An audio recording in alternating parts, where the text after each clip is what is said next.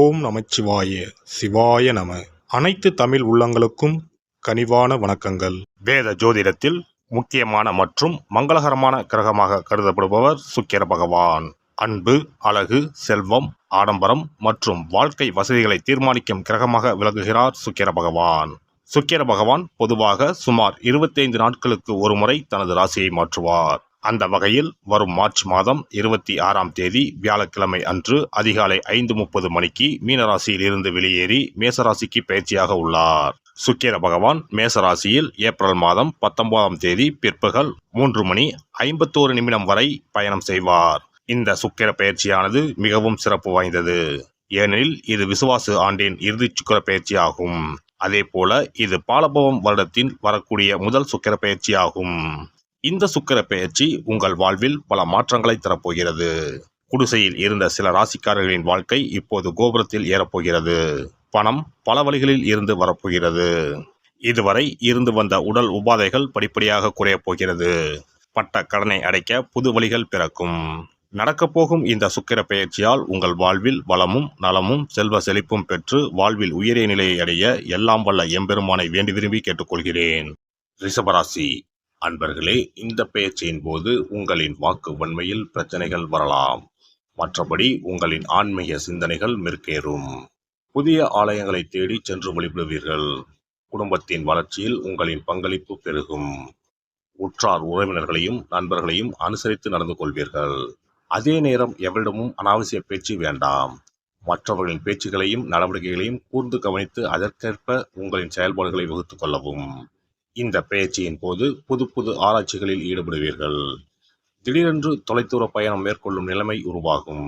உடல் ஆரோக்கியத்தில் எந்த குறைபாடும் ஏற்படாது. யோகா செய்வதன் மூலம் உடல் நலத்தையும் மன வளத்தையும் மேன்மைப்படுத்திக் கொள்வீர்கள். செய்தொழிலில் படிப்படியான வளர்ச்சி ஏற்பட்டு பொருளாதார நிலை உயரும். போட்டியாளர்கள் பின்வாங்குவார்கள். அரசு வகையில் சில சலுகைகள் தேடி வரும். இந்த காலகட்டத்தில் மனதில் ஏற்பட்ட இனம் புரியாத வேதனைகளும் பயங்களும் முற்றிலும் நீங்கிவிடும். உங்களுக்கு கீழ் பணிபுரிபவர்களின் குறைகளை கண்டறிந்து தயவு தாட்சணியமின்றி திருத்துவீர்கள். பெரியோரை தேடிச் சென்று அவர்களின் ஆசைகளை பெறுவீர்கள்.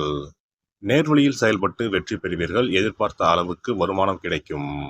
உங்களின் முடிவுகளை பயமின்றி செயல்படுத்துவீர்கள். குடும்பத்தினரை அனுசரித்து நடந்து கொள்வீர்கள். போட்டியாளர்கள் உங்களை ஏமாற்ற முடியாது. உங்களின் நெடுநாளைய ஆசை ஒன்று இந்த காலகட்டத்தில் பூர்த்தியாகும். உங்களின் தெளிந்த சிந்தனைகளால் பிறருக்கு தகுந்த அறிவுரைகளை வழங்குவீர்கள். உங்களை சார்ந்தவர்களுக்கு தன்னம்பிக்கை அளிப்பீர்கள். வெளிநாடு விசா குறித்த சந்தேகத்தில் இருந்தவர்களுக்கு ஆச்சரியப்படும் வகையில் விசா கிடைத்துவிடும். காணாமல் போயிருந்த பொருட்கள் மீண்டும் கைக்கு வந்து சேரும். குழந்தை பாக்கியம் இல்லாதவர்களுக்கு இந்த காலகட்டத்தில் புத்திர பாக்கியம் கிடைக்கும்.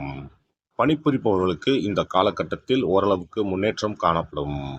மேல் அதிகாரிகளின் ஆதரவு கிடைக்கும். சக ஊழியர்கள் தக்க சமயத்தில் உதவுவார்கள். அதே நேரம் வேலைப்பளு அதிகரிக்கும். எனவே பொறுப்புடனும் நிதானத்துடனும் நடந்து கொள்ளுங்கள். அலுவலக ரீதியான பயணங்களை செய்ய நேரிடும். வியாபாரிகளுக்கு தொடர்ச்சியான லாபம் கிடைக்கும். அதிக முதலீடுகள் செய்யாமல் வியாபாரத்தை பெருக்குவீர்கள். போட்டிகளை சாதுரியத்துடன் சமாளிப்பீர்கள். உபரி வருமானத்தை எதிர்காலத்திற்காக சேமித்து வைப்பீர்கள். உங்களுக்கு கீழ் பணிபுரிப்பவர்களுக்கு தேவையான பயிற்சிகளை வழங்குவீர்கள். அரசியல்வாதிகள் மேலிடத்தின் பாராட்டுகளை பெறுவீர்கள். கட்சி தொண்டர்களின் ஆதரவு நன்றாக இருக்கும். எவரையும் பகைத்து கொள்ளாமல் உங்கள் செயல்களை செய்து நற்பெயர் வாங்குவீர்கள். உங்கள் பேச்சுக்கு மதிப்பு உயரும். கலைத்துறையினருக்கு வாய்ப்புகள் குவிய தொடங்கும். எனவே வாய்ப்புகளை நன்கு ஆராய்ந்து தேர்வு செய்ய வேண்டியது வரும். சக கலைஞர்களின் உதவிகளையும் பாராட்டுகளையும் பெறுவீர்கள். எதிர்பார்த்த வருமானம் கிடைக்கும். பெண்மணிகளின் எண்ணங்கள் அனைத்தும் நிறைவேறும். திருமணம் தடைப்பட்டவர்களுக்கு இந்த காலகட்டத்தில் திருமணம் நடக்கும். உத்தியோகமும் கிடைக்கும். புனித பயணங்களை மேற்கொள்வீர்கள். குடும்பத்தில் முன்னேற்றம் ஏற்படும். முக்கிய பிரச்சனைகளில் மௌனம் சாதித்து பிரச்சனைகள் பெரிதாகாமல் பார்த்து கொள்ளவும். மாணவ மணிகள் படிப்பில் அலட்சியம் காட்டாமல் திட்டமிட்டபடி படித்து நல்ல மதிப்பெண்களை பெற முயற்சிக்கவும். மற்றபடி உங்கள் படிப்புக்கு அரசாங்கத்திடமிருந்து எதிர்பார்த்த மானியங்கள் கிடைக்கும். நட்சத்திர பலன்கள். கார்த்திகை 2, 3, 4 பாதங்கள். இந்த காலகட்டத்தில் உத்தியோகம் பார்ப்பவர்களுக்கு வேலைப்பளு அதிகரிக்கும். ஆனாலும் வருமானத்தில் எந்த குறையும் இருக்காது. உடன் பணிபுரிவோரிடம் அனுசரணையாக நடந்து கொள்ளுங்கள். சிலர் எதிர்பாராத இடமாற்றத்தை சந்திக்கலாம். ரோகிணி நட்சத்திரம். இந்த காலகட்டத்தில் சொந்த தொழில் புரிவோர் சிறிது சிரத்தை எடுத்து உழைக்க வேண்டியிருக்கும். ஆனாலும் உழைப்புக்கு ஏற்ற லாபம் கிடைக்கும். தொழில் நிமித்தமாக நீண்ட தூரம் பயணம் போக வேண்டி வரும். மிருகசிரிசம் 1-2 பாதங்கள். இந்த காலகட்டத்தில் எதிரிகள் வகையில் அசால்ட்டாக இருத்தல் கூடாது. புதிய முதலீடுகளின் போது ஆலோசனைகள் அவசியமாகிறது. பண விஷயத்தில் தொடர்ந்து அக்கறை தேவை. வெள்ளிக்கிழமை தோறும் அருகில் இருக்கும் பெருமாள் கோவிலுக்கு சென்று வரவும். ஓம் நமோ நாராயண என்ற மந்திரத்தை தினமும் 11 முறை சொல்லுங்கள். உங்கள் பிரார்த்தனைகள் நிறைவேறும். ஒரு முறையாவது குல தெய்வத்தையும் இஷ்ட தெய்வத்தையும் ஒரே நாளில் சென்று தரிசித்து வாருங்கள். கடன் பிரச்சனைகள் தீரும், குடும்பத்தில் மகிழ்ச்சி நிலவும், மன நிம்மதி உண்டாகும். சிறப்பு தொகுப்பு. இனி சுக்கிர பகவானின் அருளை முழுமையாக பெற வெள்ளிக்கிழமையில் செய்ய வேண்டிய வழிபாடு என்ன என்பதனை பற்றி காண்போம். வெள்ளிக்கிழமை என்பது தெய்வ வழிபாட்டிற்கு உரிய நாளாகும். அதிலும் குறிப்பாக மகாலட்சுமியை வழிபடுவதற்கு சிறப்பான கிழமையாக கருதப்படுகிறது. நமக்கு செல்வத்தை வாரி வழங்கக்கூடிய மகாலட்சுமி தேவியும் குபேரனும் நம்முடைய பூர்வ ஜென்ம கர்ம வினைக்கு ஏற்ப பலாபலன்களை கொடுக்கிறார்கள்.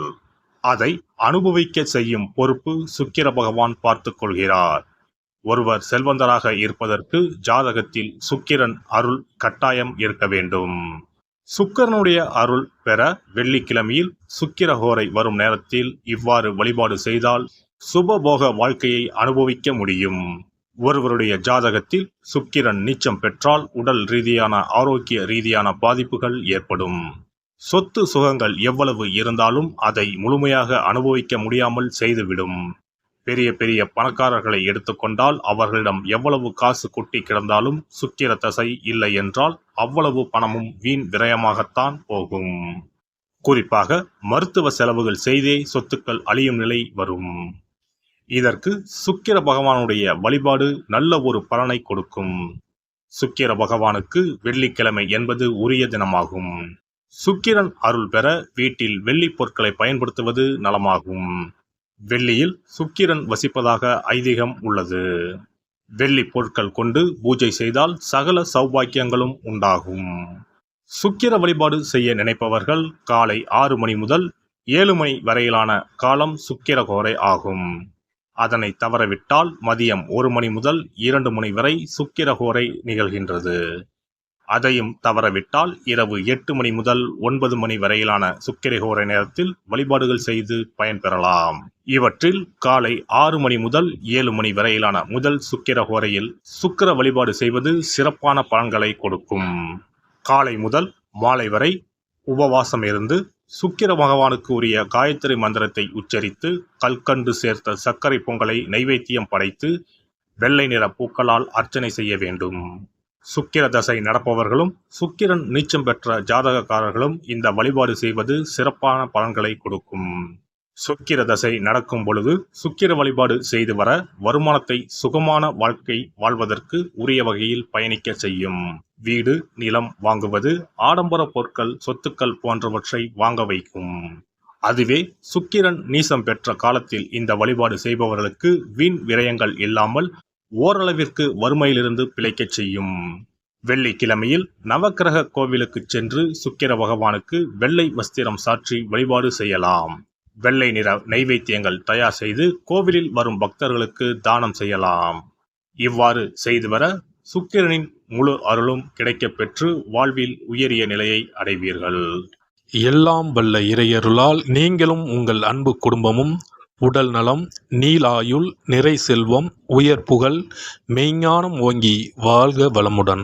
இந்த வீடியோ பதிவு உங்களுக்கு பிடித்திருந்தால் லைக் பண்ணுங்க, கமெண்ட் பண்ணுங்க, ஷேர் பண்ணுங்க, மறக்காம சப்ஸ்கிரைப் பண்ணுங்க, பக்கத்துல இருக்கிற பெல் பட்டனை கிளிக் பண்ணுங்க. நன்றி, வணக்கம். ஓம் நமச்சிவாய, சிவாய நம.